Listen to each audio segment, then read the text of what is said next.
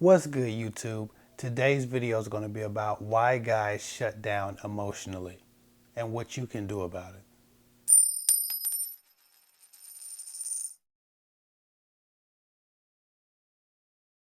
So, as you could probably guess, I got an email quite recently from a young woman asking why guys shut down emotionally and what she can do about it.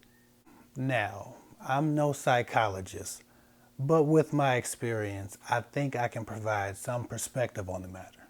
And that's all it is, my perspective. So, when a guy shuts down emotionally, you have to ask yourself a lot of questions as his woman, such as, have I validated his emotions or have I rejected them?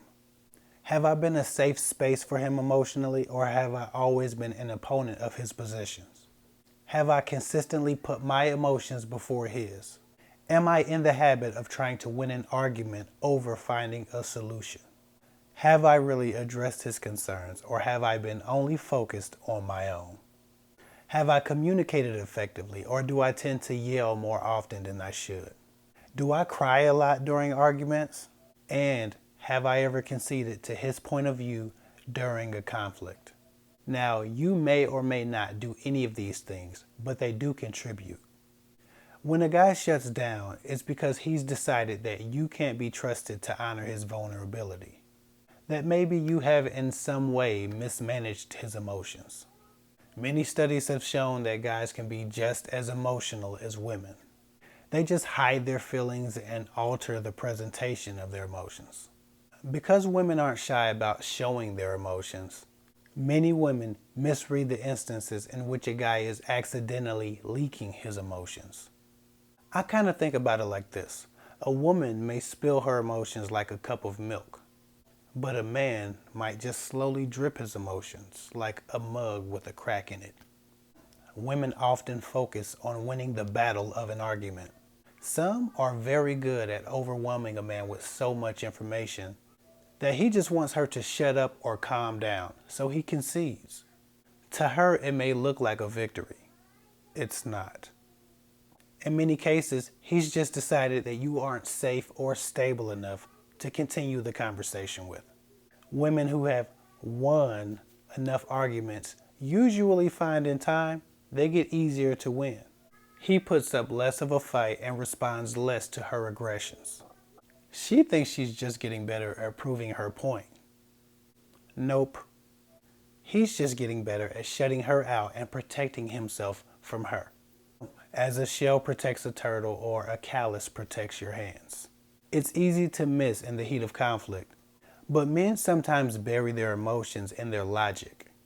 When you trample on their point of view, you're actually disregarding their emotions. For instance, a guy might snap back at a woman and say something like, "Oh my God, why do you always start yelling?" Or, "Damn, why do you have to say everything with an attitude?" He's not asking you to further explain to him why he's an asshole. What he's really asking you is why you don't care enough about the relationship to talk to him nicer. He really is just pleading with you to protect the relationship by fighting fair and being more diplomatic. He's saying, "It hurts when you talk to me like this. We're supposed to be on the same side." There could be 3 more videos on just that, so I'll move on. Guys shut down when they start to lose hope in being understood or really getting along with you. Soon after, he could potentially detach himself from you because it's hard to love someone and resent them at the same time. If you want your relationship to last, you need to learn how to talk to your man. With that said, what do you do if your man has already shut down emotionally? The first thing you should probably stop doing is stop trying to win arguments. Don't approach it like that. Because sometimes when you win enough arguments, you actually lose your relationship and the closeness. The second thing you can do if your man has already shut down emotionally is get some professional help communicating or read a book on the subject. I personally know of 2 books that are pretty great. I've read one, it's called Difficult Conversations, and the other one is called Crucial Conversations. They're both very helpful in this department. It's not just important to tell your man how you feel, but to do so gently and effectively unless hostilities are called for. They rarely are. The third thing you can do is work to create more peaceful interactions and try to let some time pass between blow-ups. Give him enough time to come out of his shell. The fourth thing you can do is, and people hate this one, apologize if you know you're wrong for not considering his feelings. Acknowledge that you realize you may have effed up. The fifth thing you can do is give him a chance to talk.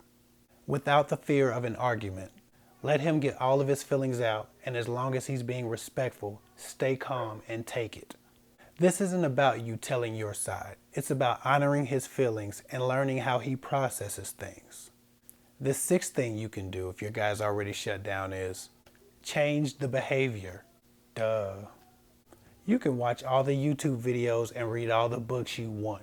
None of that matters if you still yell and talk down to him when you're upset. None of it can help. So give him some time and allow him to see the change in you. If the damage is repairable, he'll eventually come out of his shell. That's a big if. Anyway, that's all I got for now. Follow me on Instagram, share my videos if you think they've been helpful to you. I'll get with y'all later.